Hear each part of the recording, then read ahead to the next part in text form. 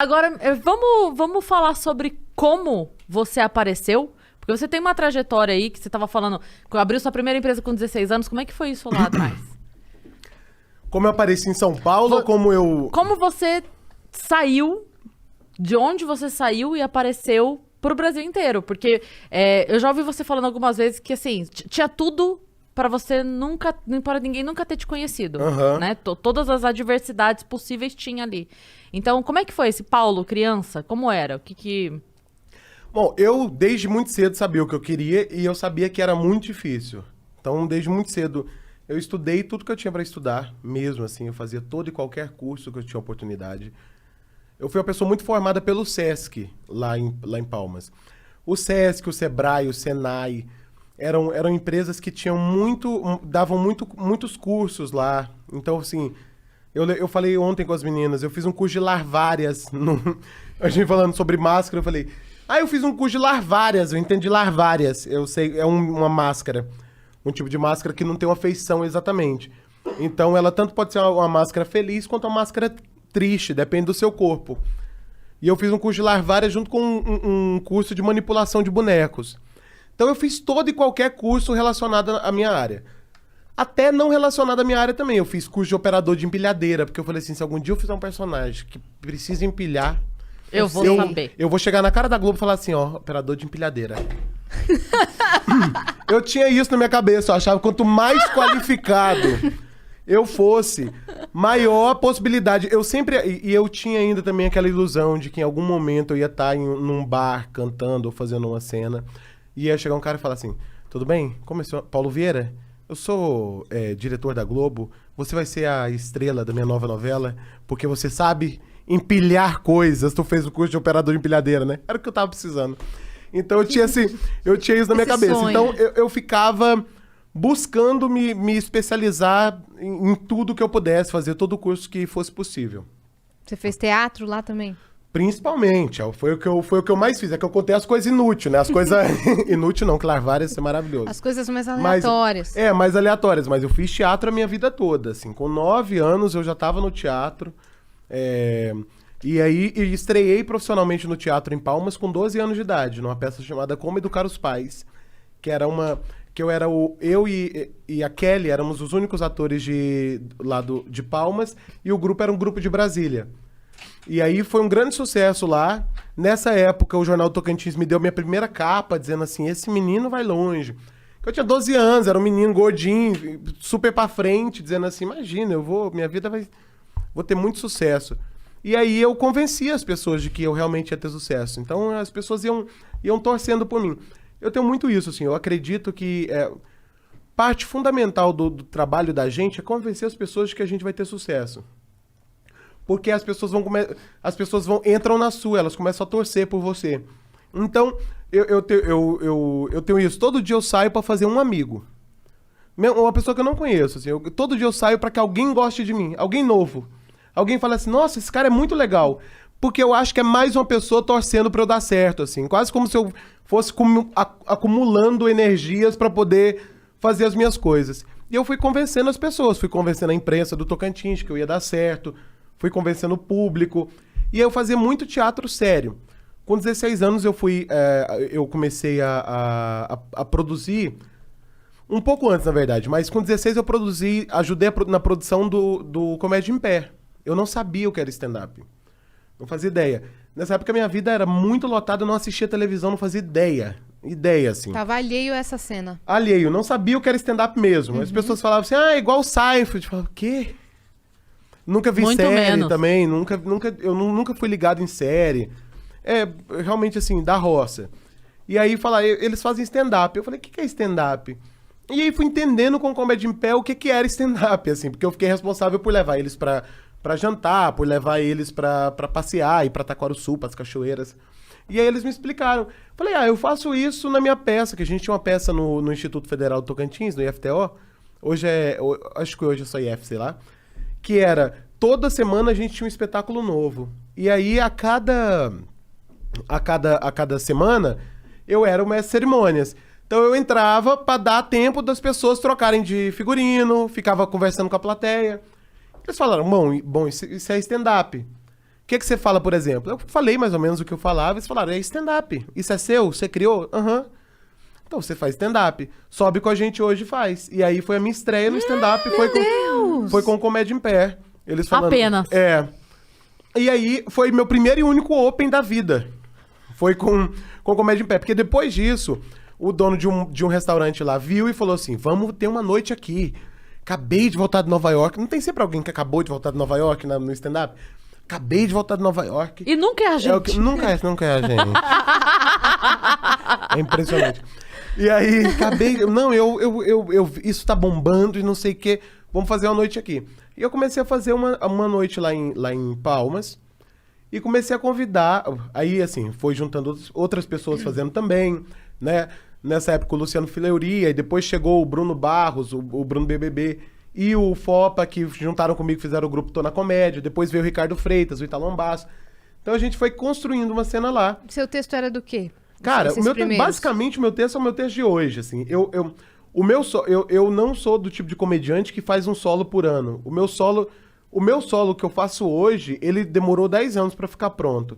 Eu não tô falando isso pra falar assim, é um trabalho de artesão mesmo, tá? Que eu sou muito ourives da palavra. Não, é porque realmente, assim, eu acho que o stand-up, ele é uma confissão. E eu vou trabalhando meu stand-up conforme a minha necessidade de me expor e conforme as coisas que eu preciso trabalhar na minha cabeça, na minha vida. Por exemplo, esse meu stand-up agora é um stand-up que eu trabalho a relação que eu tenho com a minha família. Maravilhoso. Ele termina com uma das piadas mais doídas que eu já fiz na vida, que eu termino meu stand-up fazendo... Já vou esquemar aqui a final do meu stand-up, tudo bem, vocês depois vão ver, fingir que nunca viram. Eu termino meu stand-up contando que a minha mãe, uns anos atrás, me contou que tinha tentado me abortar. Minha mãe chegou pra mim e falou... Quando eu descobri que estava grávida de você, eu tomei remédio pra te abortar. E eu conto isso no final do meu stand-up. Tava o maior clima de alegria. Eu quebro e digo, minha mãe me contou isso, que tentou me abortar. E desde esse dia, eu tenho muito comigo aquele ditado. O que não mata, engorda. Eu termino assim meu stand-up. Mó climão, toca cartola. Alegria era o que faltava em mim.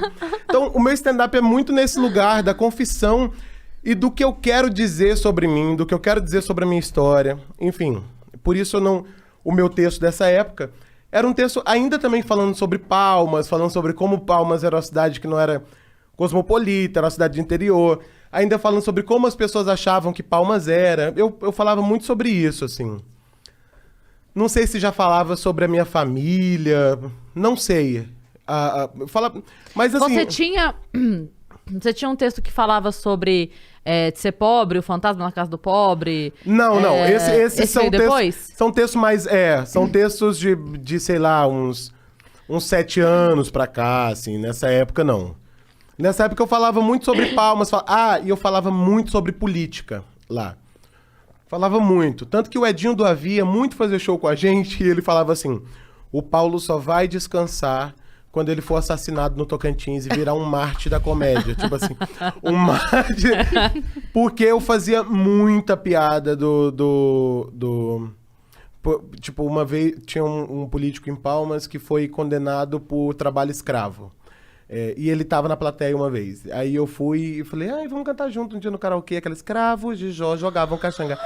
E aí, eu sempre quis ser essa pessoa sem limite na política de lá. Sempre quis ser saber o que eu podia fazer. Muito nessa vontade de me encontrar também. Uhum. Muito querendo saber quem sou eu, assim, que tipo de voz eu tenho. Eu sou uma voz... ousada, eu sou uma voz de ruptura, ou eu sou uma voz de... eu tava vindo pra cá e passou uma gostosa, sabe assim? Que tipo de voz eu sou? E o Tocantins me ajudou muito na construção disso. E a cena de São Paulo não sabia que eu existia, só que como eu ia levando comediantes pra lá pra fazer show com a gente, a galera começou a voltar e a falar bem de mim aqui em São Paulo. Nessa época eu conheci Cris, não foi, Cris? Sim. Você foi lá fazer comigo... conheci Morgado. Morgado me ajudou muito. Falou muito bem de mim aqui em São Paulo. Muito. Isso faz diferença pra caramba. Né? Muito. E aí as pessoas vinham falando... o Oswaldo Barros, a galera de Sorocaba. Sorocaba toda. Enfim, uma galera ia fazer show comigo, voltava falando bem, assim. Fábio Lins, todo mundo. O Murilo Couto, que eu levei pra fazer o primeiro mico. E aí essa galera que ia falando bem de mim, até a Fernanda do Comedians querer me marcar. E aí um dia eu recebo no meu e-mail... Isso foi pré-risadaria? Pré-risadaria. Um dia eu recebo no meu e-mail O Risadaria eu fiz com... sei lá, 17, 18... 2 anos depois. E aí um dia eu tô lá na minha casa, recebo um e-mail... Na minha casa não, na Lan House, né? Na minha casa. Ai, abri meu bom Apple, até parece. Um dia eu fui lá na Lan House, que tinha aquele filme de dragão. Toda Lan House da favela tem um dragão, né? Um dragão. Fui na Lan House e vi lá um e-mail da Fernanda. Oi, sou a Fernanda do Comedians, queria te marcar aqui. Falei, nem pensar. Tem um síndrome do impostor, né? Eu falei, não vou fazer. E fiquei ignorando e-mails da Fernanda. Você tá brincando? Falei, não vou fazer. Não vou fazer. Ela conseguiu o telefone da minha casa, me ligou lá em casa, que eu não tinha celular na época. Ela ligou lá em casa, meu pai falou, não, aqui a gente faz salgado, não tem... Não, é que eu quero falar com o Paulo, deixou o recado. E eu ignorando ela. Falei, eu não vou, porque eu não tenho condições de estrear em São Paulo. Não tenho graça em São Paulo. Tenho graça aqui. Não imagina ter graça em São Paulo. E aí, quando eu fui inscrito no Risadaria pelo Bruno, do meu grupo, ele falou assim, ei, gordinho, inscrevi todo mundo. E aí a gente eu fui passando. Quando eu vim pra final, no dia da final, quando eu desço do palco, a Fernanda pegou no meu braço e falou assim, por que você tá ignorando meus e-mails? Eu falei, olha, eu vou te explicar, porque eu sou uma pessoa que minha autoestima não é assim pra estar fazendo comedians. Minha autoestima, eu vou ficar lá no Tocantins e eu vou trabalhar isso lá. E aí o dia que eu me sentir pronto, que é nunca me sinto pronto pra nada. E aí o dia que eu me sentir pronto, eu venho. Ela falou, não, você vai fazer comedians. Falei, eu não tenho texto pra São Paulo, porque pra fazer comedians naquela época, você tinha que ter de 15 a 20 minutos. Né? Eu falei, eu não tenho, meu texto pra São Paulo é no máximo 10 minutos. Ela falou assim, pois eu vou te marcar, você vai fazendo 10, depois você faz 11, depois você faz 12. E eu comecei no Comedians assim, feed patrão. Porque, com privilégios que ninguém tinha. Eu fiz 8 minutos no Comedians a primeira vez que eu fiz. Desci do palco. Depois, e ela começou a me marcar todo mês. E o Risadaria também me deu uma super força, que começou a me colocar em tudo, e eu me vi obrigado a vir pra São Paulo. E a estar na cena. Foi muito assim um conselho também que a Bibi Ferreira me deu uma vez. Eu tava montando Gota d'Água, que eu era ator sério. E eu tava montando Gota d'Água. Né? Chico Buarque? Chico Buarque. E Paulo Pontes. E aí eu fui falar com ela. Eu falei assim, Bibi, sei lá, eu tinha 14 anos. Falei, Bibi, eu quero muito ir pro Rio, tentar a vida de ator lá. E ela falou assim, fica aqui e cresça aqui. Quando você achar que não tem mais o que você fazer aqui, você vai. Deixa que o próprio mercado de lá, quando você se destacar aqui, vai te puxar.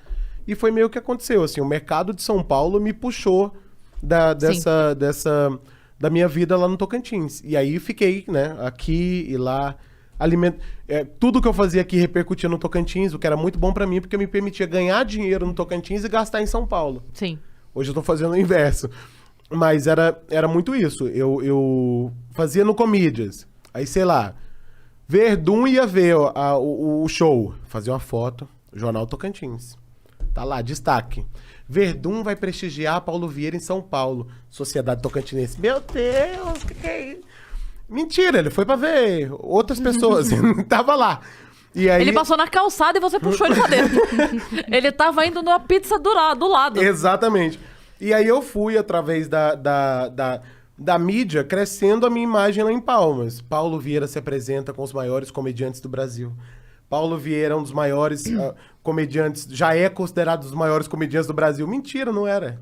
Mas eu fui dizendo que era. E aí fui, as pessoas foram acreditando e eu fui indo. Foi carregando. Né? Porque... E aí por causa disso, aí era, por exemplo, uma empresa que me chamava para fazer um evento de 2 mil, 3 mil. Já me permitia comprar passagem de novo para voltar para São Paulo, fazer curso, vim estudar, tá na cena, e voltava para lá de novo, pobre, aí ganhava mal um dinheiro. E aí o Tocantins alimentou a minha carreira durante muito tempo, que foi o que me permitiu estar em São Paulo.